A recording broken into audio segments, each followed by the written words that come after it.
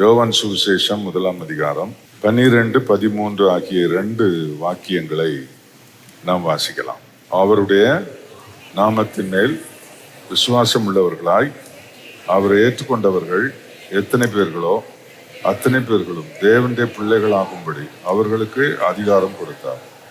அவர்கள் இரத்தத்தினாலாவது மாம்ச சித்தத்தினாலாவது புருஷ சித்தத்தினாலாவது பிறவாமல் தேவனால் பிறந்தவர்கள். தேவனுடைய பிள்ளைகள் என்பது மாம்சத்தின்படியான உறவு கிடையாது. And this inheritance that we have to become children of God is not something that is born automatically. இயேசு கிறிஸ்து உடைய பிறப்பு போன்றது தேவனுடைய பிள்ளைகளின் பிறப்பு. So our birth is as significant as the birth of our Lord Jesus Christ. தேவனால் பிறந்தவர்கள். And we are born of God. அதைத்தான் மறுபடி பிறப்பது என்று சொல்லியிருக்கிறார். And that is what we mean by being born again. இப்படி ஒரு பாக்கியத்தை கர்த்தர் நமக்கு தந்திருக்கிறார். அதை ஆண்டவர் நம்முடைய வாழ்க்கையில் நிஜமாய் அபியாசிக்க தேவன் உதவி செய்வாராக. And this is a great privilege that God has given to us. இயேசு கிறிஸ்துவின் மேல் விசுவாசம் உள்ளவர்கள் எத்தனை பேரோ, அவர் என்ன ஜாதி, என்ன மதம், என்ன குலம், என்ன நாடு, என்ன கலர், இதெல்லாம் இல்லை. யாரெல்லாம் இயேசு விசுவாசிக்கிறார்களோ அவர்களுக்கெல்லாம் தேவனுடைய பிள்ளைகளாகிற அதிகாரம் கொடுக்கப்பட்டிருக்கிறது. But as many as received him, to them he gave them the right to become the children of God. நான் ஒரு நாள் இயேசுவை ஏற்றுக்கொண்டேன், அவரை விசுவாசித்து என்னுடைய இரட்சகராக ஏற்றுக்கொண்டேன் அப்படி சொல்றவங்களாம் வலது கையை உயர்த்துங்க பாப்போம். How many of you can say that one day I believed the Lord Jesus Christ, I accepted him and he became the Lord of my life? நல்ல விஷயம் தான். சிரிச்ச மூஞ்சா கையை வலது கையை உயர்த்தி நான் தேவனுடைய பிள்ளை ஆகும் அந்த அதிகாரம் எனக்கு கொடுக்கப்பட்டிருக்கிறது சொல்லுங்க. Smiling face say that I have received this right to become a child of God. தைரியமாய் சொல்லுகிறேன், நான் தேவனுடைய பிள்ளை. And with confidence and boldness I say that I am a child of God. பரலோகத்துக்கு எனக்கும் தொடர்பு உண்டு. And there is a connection between heaven and me. நிச்சயமாய் கர்த்தர் என்னை ஆசீர்வதிக்கிறார். And definitely the Lord blesses me. Amen. Amen. உரிமையாளி ஆகிறேன். And I become a rightful owner. கர்த்தருக்கு ஸ்தோத்திரம். Hallelujah. இது விசுவாசத்தினால் உண்டாகும் ஒரு பெரிய உறவு. And this kind of relationship is a privilege that I get because I am saved. உலகத்திலே ஒரு தகப்பன் இருக்கிறான், ஒரு தாய் இருக்கிறார் என்றால் அது மாம்ச பந்தம். So if we have an earthly father and mother, this is an earthly relationship that we have. அது உலகத்தோடு முடிந்து போய்விடும். And this will end in our earthly life. உலகம் அழிந்து போய்விடும். And the earth will perish. நாமும் அழிந்து போய்விடும். And we will also perish one day. நம்மையும் நம்முடைய பிள்ளைகள் மறந்து விடுவார்கள். And our children will also forget us one day. நிச்சயமா அப்படித்தான். அதுதான் இயற்கை. அதாவது ஒருத்தர் மரித்து விட்டால் கொஞ்ச நாள் நினைப்பார்கள், அப்புறம் அதை மறந்து விடுவார்கள். So this is what happens in the natural life, that they will remember us for a period of time and then they will forget us also. ஆனால் நித்தியத்துல இந்த உலக காரியம் முடிந்த பிற்பாடு ஒரு நித்தியம் இருக்கிறது என்பதை நாம் யோசிக்க வேண்டும். But we always have to remember that after this earthly journey there is an eternity that is waiting for us. நான் எவ்வளவு செழிப்பா இருக்கிறேன், எவ்வளவு பணம் எனக்கு இருக்கிறது, எவ்வளவு சொத்து ஆஸ்திகள் இருக்கிறது, எவ்வளவு பொன் என்னிடத்தில் இருக்கிறது என்கிறதை வைத்தே இந்த விஷயம் கிடையாது. So I cannot depend on think that I have so much of gold and silver in possession and based on that my life is there. மறுமை குறித்து சிந்திக்க நமக்கு தேவன் உதவி செய்வாராக. And may the Lord grant us the grace to think about this eternity. தேவனுடைய பிள்ளைகள் என்றால் பரலோகத்தின் பிரஜைகள் என்ற அர்த்தம். So if we talk about us as the children of God, that means we are children of heaven. நம்முடைய பிதாவானவர் பரலோகத்தில் இருக்கிறார். Our heavenly father, our father is in heaven. அவரோடு போய் நித்தியத்தில் இணைந்து கொள்ள போகிறோம். And we are going to be united with him in eternity. இந்த உலகத்தில் எனக்கு இருக்கிற ஆச்சரியமான விஷயம் என்னவென்றால், so what is this amazing thing that is there in this world? எப்பொழுது இந்த மூச்சு நிற்கும் என்று எனக்கு தெரியவே தெரியாது. I do not know when this breath will be taken away from me. சட்டென்று நான் என் வாழ்க்கை முடிந்து விடுகிறது. In just a matter of seconds my life may end. 90 வயது வாழ்வேன் என்று என்னால் சொல்ல முடியாது. So I cannot guarantee that I will live for 90 years.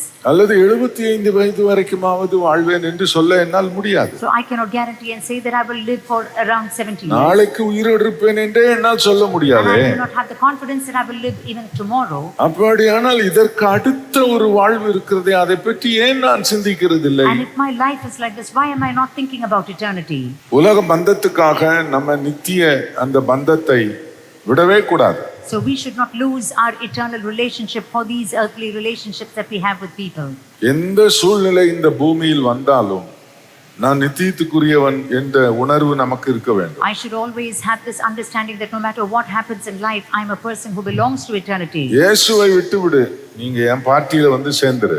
So people may say, leave Jesus and come and join my party. இல்லாவிட்டா உன்னை கொன்று விடுவேன். Or we will kill you. கொன்னா ரொம்ப நல்லது.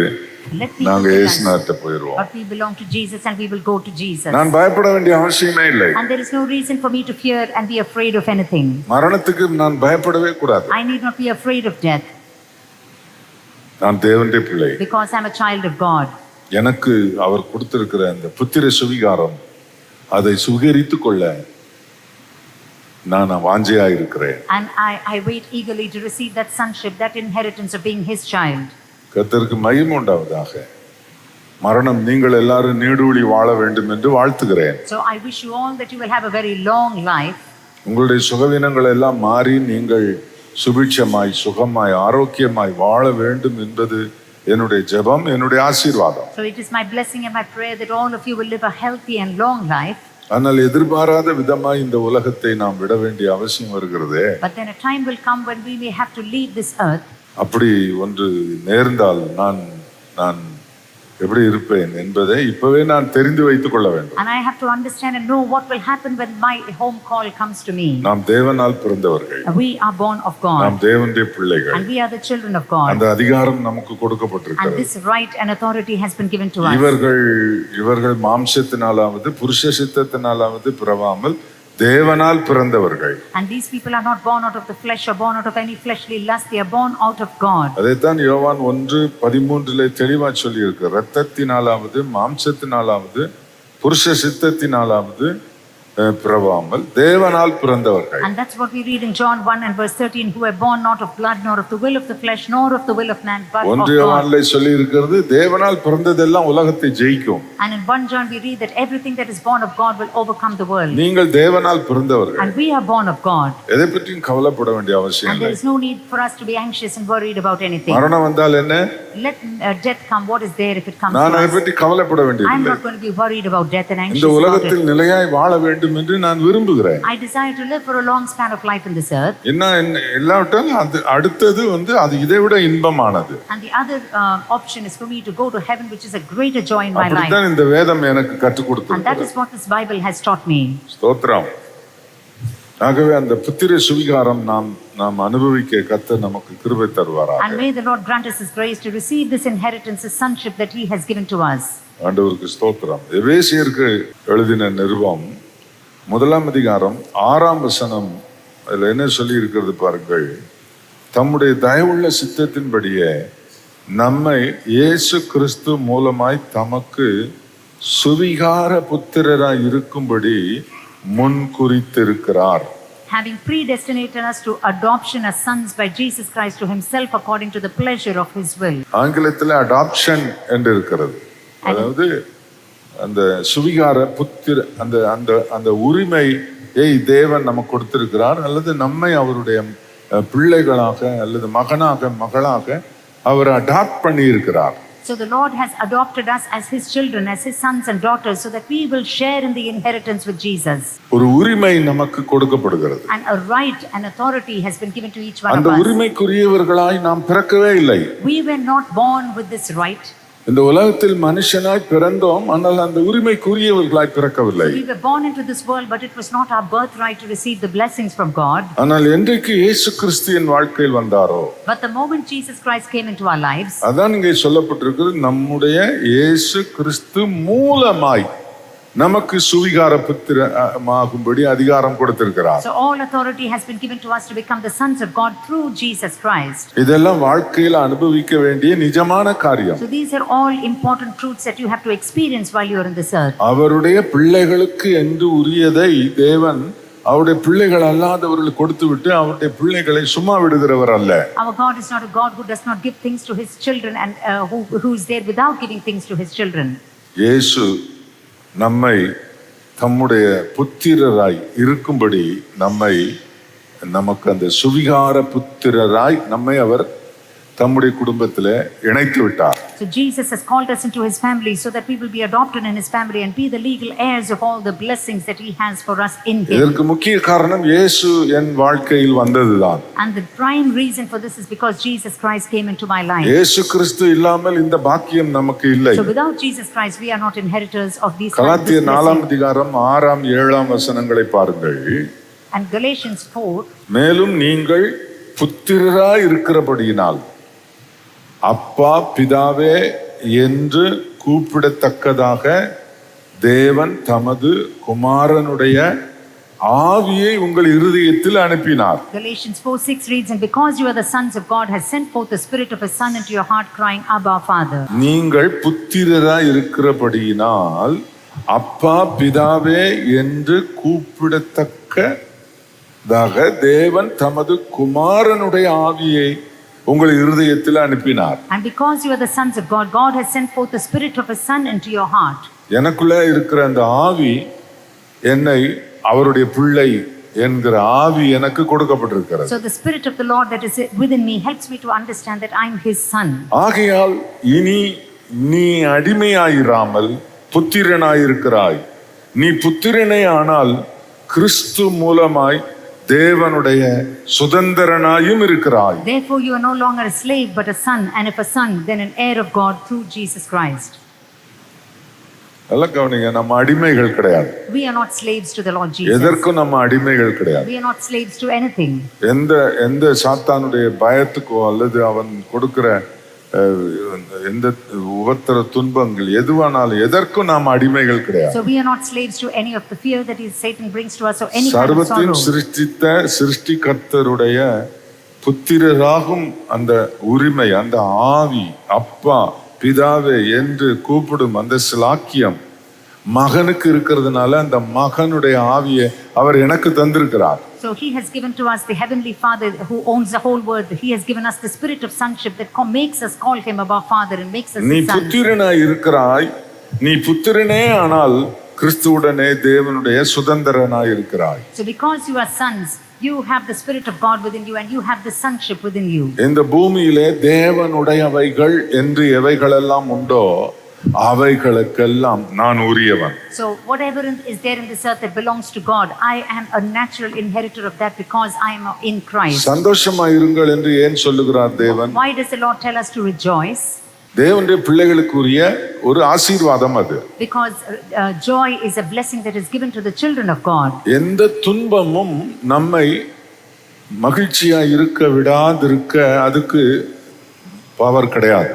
So there is none of the sorrowful events in our life have power to stop us from being joyful. நான் கேள்விப்படுகிற நல்லது நான் பார்க்கிற எந்த ஒரு சம்பவமோ என்னை துக்கப்படுத்த கூடாது. So none of the situations which I hear or see or experience should bring sorrow and grief into my heart. அதனால தான் வேதவசனம் சொல்லுகிறது, அன்றியும் அவருடைய தீர்மானத்தின்படி அழைக்கப்பட்டவர்களாய் தேவனிடத்தில் அன்புறவர்களுக்கு சகலமும் நன்மைக்கு ஏதுவாக நடக்கிறது. And that is why we read that all things work together for those who love God. என்ன எனக்கு வந்தாலும், என்ன என்னிடத்தில் இருந்து போனாலும், என்ன விதமான சூழ்நிலை இருந்தாலும் எல்லாம் நன்மைக்காகவே தேவன் எனக்கு செய்கிறார். So whatever comes to me and whatever I lose, everything God works for my good on my behalf. ஒன்றும் என்னை துக்கப்படுத்துவதற்காக இல்லை. And nothing happens in my life to bring sorrow and grief in my life. நான் தேவனுடைய பிள்ளை. I am a child of God. எனக்கு அந்த உரிமையை தேவன் தந்திருக்கிறார். And the Lord has given me this right. அதை அனுபவிக்கக்கூடிய அந்த விசுவாசத்தையும் அந்த அபியாசத்தையும் எனக்கு நீ தாரும். And Lord, grant me this grace to experience this sonship that you have given to me. எபிரேயர் 12 அதிகாரத்தில் ஒரு வார்த்தையை நீங்கள் பாருங்கள். 6 அதிகாரம் 6 வசனம். அதில் சொல்லி இருக்கிறது, கர்த்தர் எவனிடத்தில் அன்பு கூறுகிறாரோ அவனை அவர் சிட்சித்து தாம் சேர்த்து கொள்ளுகிற எந்த மகனையும் தண்டிக்கிறார் என்று பிள்ளைகளுக்கு சொல்லுகிறது போல உங்களுக்கு சொல்லி இருக்கிற புத்திமதியை மறந்தீர்கள். Hebrews 12:6 and 7 reads, for whom the Lord loves he chastens and scourges every son whom he receives. If you endure chastening, God deals with you as with sons. கண்டிப்பு பிள்ளைகளுக்கு தகப்பன் செய்கிற ஒரு நல்ல காரியம். So chastening is a good thing that a father does to his child. இந்த பூமியிலே நாம் சில வேளைகளில் சத்துரு சாத்தானுடைய அவனுடைய ஆலோசனைகளுக்கு நாம் செவி கொடுத்து அதை செய்ய நம்மை ஒப்பு கொடுக்கும் போது அவர் நம்மை கடிந்து கொள்ளுகிறார். So sometimes when we surrender ourselves to the will of Satan and to walk in his ways, the Lord chastises us. நான் மகளாய் இருந்தால்தான் என்னை அவர் கடிந்து கொள்வார். And unless I am the Lord's son and daughter, he will not be without chastening us. நான் அவருடைய பிள்ளை இல்லை என்றால் என்னை அவர் கடிந்து கொள்ள வேண்டிய அவசியம் இல்லை. நான் எங்க போய் நெடுக போய் விழுந்து நான் என்ன ஆனாலும் தேவன் அதற்கு உத்தரவாதி கிடையாது. If I'm not a child of God, he will not bother about me. He will not waste his time in chastening me. நல்லா கவனிக்கணும், இந்த வேத வாக்கியங்களை நீங்க கவனிக்கணும். நீங்கள் தேவனுடைய என்று சொல்வதை விட தகப்பனுடைய காரியங்களில் அடிக்கடி நீங்கள் தொடர்புடையவர்களாய் இருங்கள். So you should be people who are oftentimes acquainted with the things that are associated with the Father. கர்த்தர் உன்னை தண்டிக்கிறார். And the Lord chastises you at times. ஏனென்றால் தான் அன்பு கூறுகிற தன்னுடைய பிள்ளைகளை அவர் சிட்சித்து திருத்துகிறார். Because he is a God who chastens those whom he loves and he corrects them. 7ஆம் வசனம் சொல்லுகிறது, நீங்கள் சிட்சையை சகிக்கிறவர்களாய் இருந்தால் தேவன் உங்களை புத்திரராக எண்ணி நடத்துகிறார். So if you endure chastening, God deals with you as with sons. தகப்பன் சிட்சியாத புத்திரன் உண்டோ? So is there a son who is not chastised by his father? சிலதெல்லாம் சொல்லுவாங்களா ஊர்ல, அது கோயில் மாடு, அவுத்தூட்ட மாடு, எங்கேயும் போவோம் எதுவும் செய்யும் அப்படின்ற மாதிரி ஒன்றும் ஆண்டவர் நம்ம இஷ்டத்துக்கு விடல. The Lord just does not leave us to our own will to do whatever we want. நல்ல கவனிங்க, என்னை பராமரித்து என்னை கவனித்து என்னை திருத்தி என்னை தேவன் ஒழுங்குபடுத்தி நடத்துகிற ஒரு நல்ல தகப்பன் ஆண்டவர் இயேசு எனக்கு இருக்கிறார் என்பதை நான் உணர்ந்து கொள்ள வேண்டும். So we should understand that we have our Lord Jesus Christ, who is our heavenly Father, who provides for us, who encourages us, corrects us and disciplines us and chastises us. நான் எப்பவும் உன் கூடவே இருக்கிறேன், கவனம் அப்படி சொல்றாரு. I am always with you and you have to pay attention to that. நான் மனுஷனை பார்க்கிறது போல அவரை பார்க்க இயலாது. So it is not possible for me to see him with my visible eyes. எனக்கு அவர் தந்திருக்கிற விசுவாசம் எப்பொழுதும் அவர் என்னோடு கூட இருக்கிறார் என்பதுதான். So I have this faith that the Lord is with me always. ஆகவேதான் நான் ஒரு தவறு செய்ய நேரும்போது நானோ செய்யக்கூடாது என்று அவர் சொல்லுகிறார். And that is why when I try to do something wrong, my conscience pricks me and he tells me don't do this. எவ்வளவு அருமையான தகப்பன் நமக்கு இருக்கிறார் பாருங்க. And see what a wonderful father we have. 8ஆம் வசனத்துல எல்லாருக்கும் கிடைக்கும் சிட்சை உங்களுக்கு கிடைத்திருந்தால் நீங்க புத்திரராய் இருக்க மாட்டீர்கள் என்று சொல்லி இருக்கிறது. But if you are without chastising of all which become partakers, then you are illegitimate and not sons. எல்லாம் மற்றவங்களுக்கு மாதிரி இல்லை, எனக்கு தகப்பன் என்ற உரிமையில் அவர் என்னை கண்டிக்கிறது சிட்சிக்கிறதுமான ஆசீர்வாதம் எனக்கு இருக்கிறது. So I have the blessing where he as a father chastises me and corrects me. ஹல்லேலூயா. ஆகவே நான் அவருடைய பிள்ளை என்கிற அந்த ஆசீர்வாதத்தில் நான் இருக்கிறேன் என்ற ஒரு முடிவுக்கு நீங்க எல்லாரும் வரணும். So you all should come into this steadfast conscience that you are his children. 1 யோவான் 3ஆம் அதிகாரம் முதல் 2 வசனங்களை வாசித்து பார்ப்போம். நாம் தேவனுடைய பிள்ளைகள் என்று அழைக்கப்படுகிறதுனாலே பிதாவானவர் நமக்கு பாராட்டின அன்பு எவ்வளவு பெரிதென்று பாருங்கள். உலகம் அவரை அறியாதபடியினால் நம்மையும் அறியவில்லை. 1 John 3:1 reads, Behold what manner of love the Father had bestowed on us, that we should be called the children of God. Therefore the world does not know us, because it did not know him. உனக்கு ஒரு தீமை உலகத்துல யார் மூலமோ சாத்தான் உண்டாக்குகிறான் என்று வைத்துக் கொள்ளுங்கள். So let us assume that some evil has befallen you and that has come through Satan. ஆண்டவர் என்னை பார்த்து சொல்லுகிறார், தீமையோட எதிர்த்து நிக்காதேன்னு சொல்றார். And the Lord tells me, do not stand against this evil and fight against it. அப்படின்னா என்ன அர்த்தம்? நான் தான் உங்க கூட இருக்கிறேனே, நான் பார்த்துக்கிடுவேன் அர்த்தம். So that means that the Lord says that I am with you, I will take care of this evil. இதை நீங்கள் நன்றாக கவனிங்கள். உனக்கு எதிராக யாராவது ஒரு தீமை செய்தால் உடனே அந்த தீமை செய்கிற நபரோடு எதிர்த்து நிற்க வேண்டாம் என்று அவர் சொல்லுகிறார். So when somebody does something evil against you, the Lord says you do not know, you need not go and fight with the person who is doing this evil. அப்படினா என்ன அர்த்தம்னா அவனை ஏட்ட விட்டு நான் பாத்துக்கறேன்றார். So what does the Lord mean? He says just leave that person who is doing evil to me, I will take care. உன்னால அந்த தீமையோட எதிர்த்து நின்று ஜெயிக்க முடியாது. And you will not be able to fight with this evil and overcome it. அது சாத்தானுடைய தூதன் அது. Because this is the angel from Satan. அது ரொம்ப பலமா அது வரும். And that will come very forcefully against you. நான் என்னுடைய பலத்தினால் அதோடு கூட போராட முடியாது. And I with my own strength cannot fight against the works of the evil எத்தனை one. முறை தம்முடைய பிள்ளைகளுக்கு தேவன் சொல்லி How இருக்கிறார், many times the Lord has told his children, இந்த யுத்தம் உங்களுடையதே இல்லை, and this battle does not belong to இந்த you, யுத்தத்தை செய்ய போகிறவர்கள் நீங்கள் இல்லை, and you need not fight in this battle, கர்த்தர் உங்களுக்காக யுத்தம் பண்ணுவார். and the Lord will fight this battle இந்த for you. மாதிரி வார்த்தைகள் வேதத்தில் எத்தனை முறை இருக்கிறது என்று பாருங்கள். And you can see that this blessing and promise has been recorded in the Bible so many times. இவ்வளவு பெரிய சத்துரு எங்களுக்கு விரோதமா யுத்தத்துக்கு வந்திருக்கிறானே, நாங்கள் யுத்தம் செய்யாமல் எப்படி இருக்க முடியும் என்று கேள்வி கேட்கலாமா? So can we ask the Lord, saying there is such a great enemy that has come against us, how can we remain quiet when we are faced with such a great நான் foe? உங்களுக்காக யுத்தம் பண்ணுவேன் என்று The சொல்லுகிறார். Lord says that I will fight this battle for you. நான் உங்களுக்காக எதிரியை சந்திப்பேன் என்று And சொல்லுகிறார். he says that he will meet the enemy on your behalf. இந்த இஸ்ரவேல் மக்கள் எல்லாரும் பிள்ளை குட்டிகளை கூப்பிட்டுக்கிட்டே ஆடு மாடு கோழி குஞ்சுகள் எல்லாம் கூட்டிக்கிட்டு பிரயாணம் பண்றாங்க. இந்த பிராணி பிள்ளைகளுக்கு என்ன தெரியும்? So the Israelites were journeying with their family, with their little children and with their cattle, and what can they do on by themselves? வாயை தவிர வேற ஒண்ணும் கிடையாது. All that they had was just their mouths. நல்ல வாயில பேச தெரியும், வேற என்ன தெரியும்? And all that they knew was to murmur and talk a lot. ஆண்டவர் தெரியும் இந்த ஜனங்க ரொம்ப பலவீனமானவங்கன்னு அவருக்கு தெரியும். And the Lord knew very well that these people were very weak. அதனால ஆண்டவர் கூடவே இருந்து என்ன மாதிரி எல்லாம் அவர் வழி நடத்தினார்னு பாருங்க. And you can see how the Lord was with them and led them so graciously. என்னுடைய தேவன் நான் என்னுடைய தகப்பன் அப்படி சொல்லணும். என்னுடைய தகப்பன் அவரால் செய்ய கூடாது என்ற ஒரு காரியம் கிடையவே கிடையாது. And my Father does not have a single matter where he says that I cannot do it, it's impossible for me. இந்த விசுவாச நடைமுறை பயிற்சி நம்மகிட்ட இருக்கணும். And we should have this faith, this kind of an habitual experience every day. இந்த மாதிரியான ஒரு practical அதாவது செயல்பாடு நம்மகிட்ட இல்லை அப்படின்னு சொன்னா நாம் சில நேரங்கள்ல நாமளே ஃபேஸ் பண்றோம் சில காரியங்களை. So if we don't have this practical experience, we try to face certain problems on our own. நாம் தேவனுடைய பிள்ளைகள் என்று அழைக்கப்படுகிறதுனால பிதாவானவர் நமக்கு பாராட்டின அன்பு எவ்வளவு பெரிதென்று பாருங்கள். உலகம் அவரை அறியாததினால் நம்மையும் அறியவில்லை. Behold what manner of love the Father has bestowed on us, that we should be called the children of God. Therefore the world does not know us, because it did not know him. Hallelujah. Hallelujah.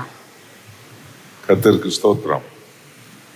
ஆகவே தேவன் நமக்கு கொடுக்கிற இந்த ஆசீர்வாதங்களை நாம் உலகத்தில் அனுபவிக்க வேண்டும். And we have to experience these blessings that God has kept for us while we are living in this earth. இந்த அனுபவம் நமக்கு குறைவாக இருக்கக்கூடாது. And we should not have this experience should not be lacking in our lives. சில போதனை வசனங்களை உங்களுக்கு நான் சொல்ல விரும்புகிறேன். ரோமருக்கு பரிசுத்த பவுல் எழுதின நிருபம் 8ஆம் அதிகாரம் 14ஆம் வசனத்திலிருந்து சில முக்கியமான விஷயங்கள் அதில் இருக்கிறது. And let's turn to the book of Romans and read from verse 14 onwards. மேலும் எவர்கள் தேவனுடைய ஆவியினால் நடத்தப்படுகிறார்களோ அவர்கள் தேவனுடைய புத்திரராய் இருக்கிறார்கள். For as many as are led by the Spirit of God, they are the sons of God. நான் தேவனுடைய பிள்ளையா இருக்கிறதுனால அவர் என்னை நடத்துகிறார். And because I am a son of God, he leads me with the Spirit of God. அவர் நடத்துகிறதுனால் நான் தேவனுடைய பிள்ளை என்று இந்த வசனம் சொல்லுகிறது. And this verse tells us that because we are led by the Spirit of God, we are நமக்கு sons of வேதம் God. சொல்லுகிறதிலிருந்து சொல்லுகிறேன், நான் அவருடைய பிள்ளையா இருக்கிறதுனால அவர் என்னை நடத்துகிறார். But I believe that because we are the son of God, we are led by the Spirit of God. எனக்கு போதிக்கிறார். And he teaches me. சொல்லிக் கொடுக்கிறார். And he teaches me what to do. எது சரியில்லை என்பதை அவர் எனக்கு சொல்லுகிறார். And he teaches me what is right and what is wrong. அவர் என்னை நடத்துகிறார். And he leads me. போதித்து நடத்துகிறார். And he instructs me and teaches me and அறிவுரை leads கூறி me. நடத்துகிறார். He gives me counsel when he leads அவருடைய me. வார்த்தையை சொல்லி நடத்துகிறார். And he gives me his word and he இந்த leads me. காலையில என்ன நடக்கிறது? And what happens this morning? என் தகப்பன் என்னோட எனக்கு என் அறிவை உணர்த்தி உனக்குரிய உரிமை உனக்குரிய ஸ்லாக்கியம் என்று சில விஷயங்களை எனக்கு சொல்லி என்னை அவர் strengthen பண்ணுகிறார், பலப்படுத்துகிறார். And my Father strengthens me by teaching me what are the things that belong to me, what are the blessings pertaining to me. He encourages and strengthens me. இந்த விஷயத்தில் நீங்கள் உண்மையாகவே இதை உங்களுடைய வாழ்க்கையில் செயல்படுத்தினால் இந்த உலகத்தை நாம் ஜெயிக்கலாம். So if you really experience this and practically encounter this, then you will be able to overcome the things in this N world. அப்பா கூட இருக்கிறார். My Father is with me அவர் என்னை நடத்துகிறார் and He leads me என்றால் நான் அவருடைய பிள்ளை. because I'm His child. என்றைக்கு இயேசுவை ஏற்றுக்கொண்டேனோ அன்றைக்கு தேவனுடைய பிள்ளைகளாகும் அதிகாரம் எனக்கு The கொடுத்துட்டார். day I accepted the Lord Jesus as my Savior, that day He gives me இயேசு the authority Kristu and the right N to be His வாழ்க்கையில் child. இயேசு கிறிஸ்து என் வாழ்க்கையில் வந்த உடனே தேவன் என்னை அந்த புத்திர சுவிகாரத்துக்குரிய சகல பிரிவிலேஜும் சகல ஸ்லாக்கியத்தை எனக்கு கொடுத்து அவர் என்னை அவரோடு இணைத்துக் கொண்டார். So the day I accepted Jesus in my life, the Lord gave me all the rights of sonship and He accepts me to inherit all the blessings of நான் sonship. பேசுகிறது உங்களுக்கு எத்தனை பேருக்கு புரியுது? How many of you are able to understand what I'm teaching? என் வாழ்க்கையில என்ன வந்தால் எனக்கு என்ன, அதை பத்தி நான் ஏன் கவலைப்படணும்? So you should not be thinking, let anything happen in my life. Why should I be bothered about all this? கவலைப்படாதன்னு எத்தனை தடவை அவர் சொல்றாரு. The Lord has oftentimes told us, be not worried or anxious about anything. மார்த்தாளே நீ அநேக காரியங்களை குறித்து கவலைப்பட்டு கலங்குகிறாய். Martha, you are so anxious and troubled about many things. அது தேவையில்லாதது. And this is not needful. தேவையானது என்னுடைய நடத்துதலுக்கு, என்னுடைய ஆலோசனைக்கு காத்திருப்பது தான் தேவையானது. But one thing is needful, and for you to wait for my counsel and wait for my leading. நான் சொல்றதை கேட்டா தானே நீ நான் சொல்றபடி நடக்க முடியும். Unless you hearken to what I say, how will you walk in the way that I'm teaching you? நிறைய கவலைகளை தூக்கி வாழ்க்கையில வச்சுக்கிட்டு நான் ஏன் சொல்றதே என் சமூகத்துல வந்து இருக்கிறதே விரும்பலையே நீ. And you are filled with so many earthly burdens that you don't come into my presence and wait in my presence. அதனால நீ அநேக காரியங்களை குறித்து கவலைப்பட்டு நீ எல்லாத்தையும் உனக்குள்ள எடுத்து வச்சுக்கிட்டு என்னுடைய நடத்துதலுக்குள்ளே வரமாட்டேங்கிற நீ. And so you're so anxious and worried about everything, so you're not coming into the leading and my blessings that I have for you. மரியாதை பாரு, அவளுக்கு கவலை இல்லையா? Is she a person without any burdens in life? பிரச்சனை இல்லையா? She has so many problems too. அவள் ஆண்டவர் வந்துட்டாரு, அவர் பாதத்துல உட்கார்ந்திருந்தா. அவர் சொல்றது ரொம்ப முக்கியமானது. எப்பவும் இந்த ஸ்லாக்கியம் கிடைக்காது, ஆகவே இதை பயன்படுத்திக் கொள்வோம் என்று அவள் என் பாதத்தில் உட்கார்ந்தாலே அதுதான் தேவையானது என்று இயேசு சொன்னார். And the Lord says that what Mary is doing is so important. She's waiting at the presence of the Lord to fellowship with Him. இதை நாம் புரிந்து கொள்ள வேண்டும். And we have to understand this. கர்த்தருக்கு மகிமை உண்டாவதாக. இந்த தேவன் நம்மை நடத்துகிறதை நாம் புரிந்து கொள்ள வேண்டும். So we have to understand the leading of God in our lives. இந்த 15ஆம் வசனம் பாருங்கள். அந்தபடி திரும்பவும் பயப்படுகிறதற்கு நீங்கள் அடிமைத்தனத்தின் ஆவியை பெறாமல் அப்பா பிதாவே என்று கூப்பிட பண்ணுகிற புத்திர சுவிகாரத்தின் ஆவியை பெற்றீர்கள். For you did not receive the spirit of bondage again to fear, but you have received the spirit of adoption by which we cry, Abba, Father. நான் பயப்படுகிறதற்கு அடிமைத்தனத்தின் ஆவி இல்ல, நான் அப்பா பிதாவே என்று கூப்பிடுகிற அந்த புத்திர சுவிகாரத்தின் அந்த ஸ்பிரிட் என்கிட்ட இருக்குது. So we did not receive the spirit of bondage again to fear, but you've received the spirit of adoption. நான் பயத்துக்கு அடிமை இல்லை. I am not a slave to fear. என்னை சூழ இருக்கிற காரியங்கள் என்னை துன்புறுத்தும் போது அதுக்கு நான் அடிமை இல்லை. So when the things around me suffocate me, I will not become a slave to all those fears. ஒன்றும் உன்னை சேதப்படுத்தாது என்று எவ்வளவு தைரியமாய் எனக்கு அவர் சொல்லி இருக்கிறார். The Lord has promised me, saying that nothing by any means shall harm me. ஒன்றும் உன்னை சேதப்படுத்தாது. Nothing shall harm you. என் பேரை சொல்லு. Just tell my name. என் பேரை சொல்லு. Just utter my name. எல்லாம் நடுநடுங்கி ஓடும் என்று சொல்றார். And He says that everything will tremble and flee at the name of Jesus. இயேசு என்ற என் பேரை சொல்லு, சாத்தான் ஓடிடுவான்னு சொல்றார். And Jesus says, just utter the name of Jesus and Satan will flee. நம்ம என்ன சொல்றோம்? ஐயோ சாத்தான் அதை பண்ணிட்டானே, இதை பண்ணிட்டானே, சாத்தான் எல்லாத்தையும் பண்றான், அவங்களை ஏவி விட்டுட்டான், இவங்களை ஏவி விட்டுட்டான் அப்படின்னு நம்ம சொல்லக்கூடாது. But we should not constantly confess that Satan did this and he made somebody to do work against me and glorify Satan. எனக்கு இருக்கிற அந்த உரிமை, எனக்கு இருக்கிற காரியம் எல்லாவற்றை விட மேலானது. And the blessing that I have and this right that I have is greater than everything else. அடிமைத்தனத்தின் ஆவி அல்ல. We have not received the spirit of bondage. நான் எந்த கஷ்டமான காரியங்களுக்கும் நான் கீழே இருந்து அது என் மேல ஏறி நிக்கிறதுக்கு நான் ஆள் கிடையாது. So the Lord has not made me a bond slave where things sit on top of my head and I'm under that. ஒரு துன்பம் என்னை கீழே தள்ளி என் மேல ஏறி நிக்கிறதுக்கு நான் அந்த துன்பத்துக்கு ஒன்றும் அடிமை கிடையாது. I'm not a bond slave to any kind of problem that it sits over my head and I'm underneath that. எனக்கு தேவன் அப்படி ஒரு ஆவியை கொடுக்கல. அவர் அப்பா அப்பான்னு கூப்பிட பண்ணுகிற புத்திர சுவிகாரத்தின் ஆவியை கர்த்தர் எனக்கு தந்திருக்கிறார். So the Bible says that God has not given me a spirit of bondage, but He has given me a spirit of sonship to call me Abba, Father. 17ஆம் வசனம் 16ஆம் வசனம், நாம் தேவனுடைய பிள்ளைகளா இருக்கிறோம் என்று ஆவியானவர் தாமே நம்முடைய ஆவியுடனே கூட சாட்சி கொடுக்கிறார். And if children, then heirs, heirs of God and joint heirs with Jesus Christ. நாம் பிள்ளைகளானால் சுதந்திரருமாமே, தேவனுடைய சுதந்திரம் கிறிஸ்துவுக்கு உடன் சுதந்திரருமாமே. கிறிஸ்துவுடனே கூட நாம் மகிமைப்படும்படிக்கு அவருடனே பாடுபட்டால் அப்படி ஆகும்.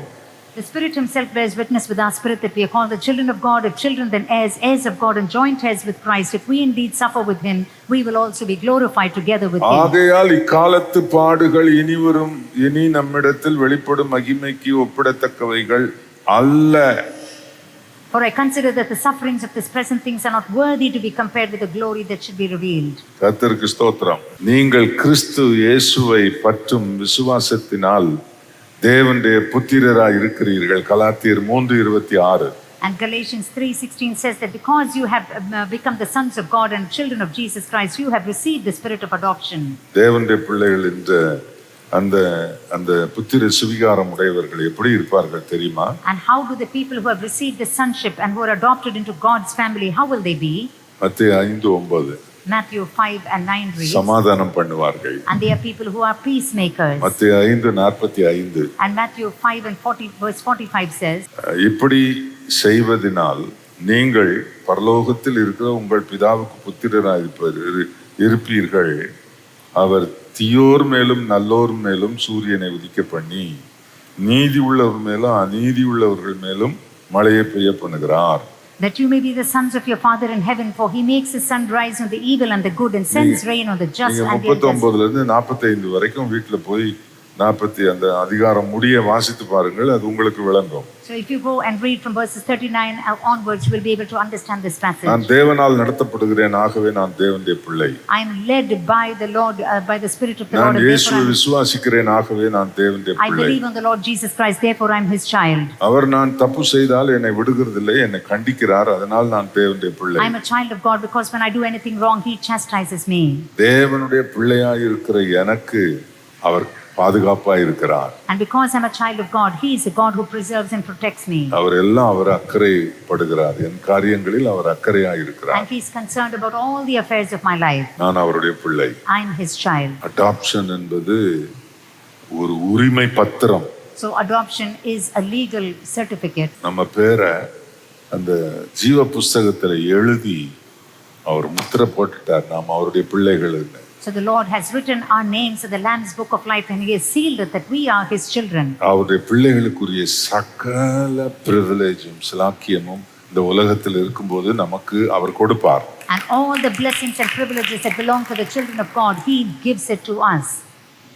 யோவான் தன் நிருபத்தில் எழுதும்போது 1 யோவான் 3ஆம் அதிகாரத்தில் 2ஆம் வசனத்தில் அவர் சொல்லுகிறார், பிள்ளைகளே இப்பொழுது நாம் தேவனுடைய பிள்ளைகளாய் இருக்கிறோம், இனி எவ்விதமாய் இருப்போம் என்று இன்னும் வெளிப்படவில்லை, ஆகிலும் அவர் வெளிப்படும் போது அவர் இருக்கிற வண்ணமாகவே நாம் அவரை தரிசிப்பதினால் அவருக்கு ஒப்பாய் இருப்போம் என்று அறிந்திருக்கிறோம். 1 John 3:2 Beloved, now we are children of God and it is not yet been revealed that we shall be, but we shall know that when he is revealed we shall be like him, for we shall see him as he is.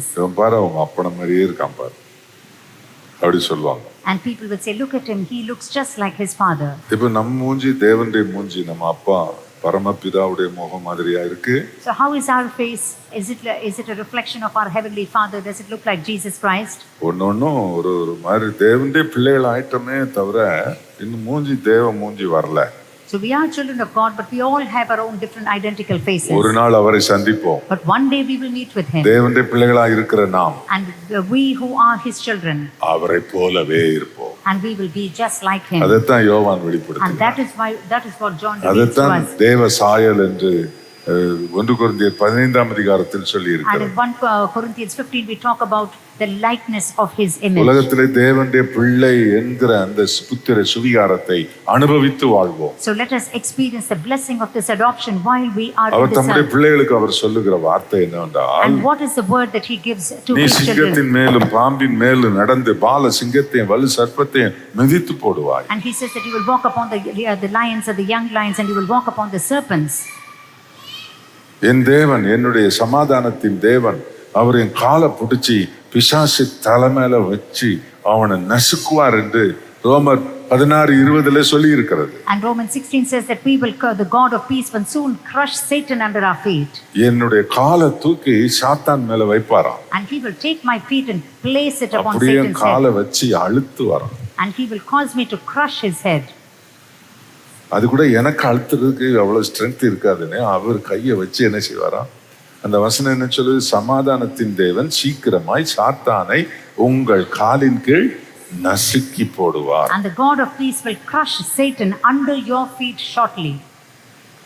நீங்க தேவனுடைய பிள்ளைகளுக்குரிய privileges எல்லாம் பைபிள்ல நீங்க வாசித்து உரிமைப்படுத்திக் கொள்ளுங்கள். And you should read all the privileges that are given in the Bible for சாத்தானுக்கு என் மேலே ஜெயம் இல்லை, சாத்தான் மேலே எனக்கு ஜெயம் இருக்கிறது. Satan cannot overcome me, but I can overcome Satan. இயேசு என்று சொன்னால் அவன் நடுங்குகிற நடுங்கு. அது யார் சொல்லுகிறது? நான் அல்லவா, அவருடைய பிள்ளை அல்லவா? நான் அந்த சுவிகார புத்திர அந்த உரிமையில நான் சொன்னேன்னா அதுக்கு வேல்யூ உண்டு. And as a child of God, when I'm adopted in his family and I mention the name of Jesus, Satan will tremble. நான் அவருடைய பிள்ளை, என் வார்த்தைக்கு மதிப்பு உண்டு.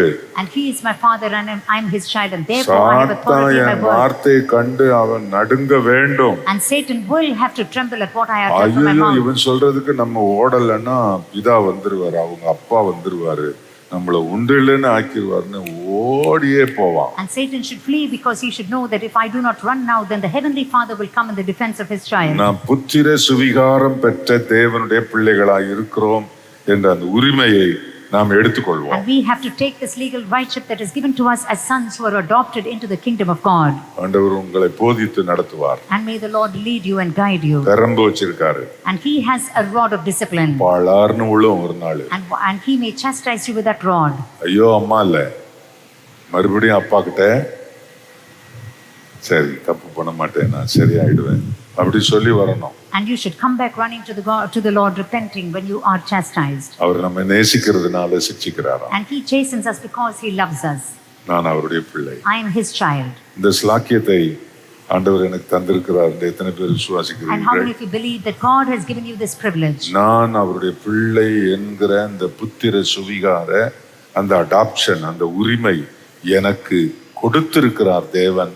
அதை நான் இந்த பூமியில யூஸ் பண்ணுவேன் அப்படின்னு விசுவாசித்து நம்மை ஒப்பு கொடுப்போம். கர்த்தர் நம்மை ஆசீர்வதிப்பார். And the Lord will bless us because we are adopted into his family as his children, as his sons, and we are eligible to enjoy all the blessings and rights and privileges he has given to us. Amen. Amen. Good.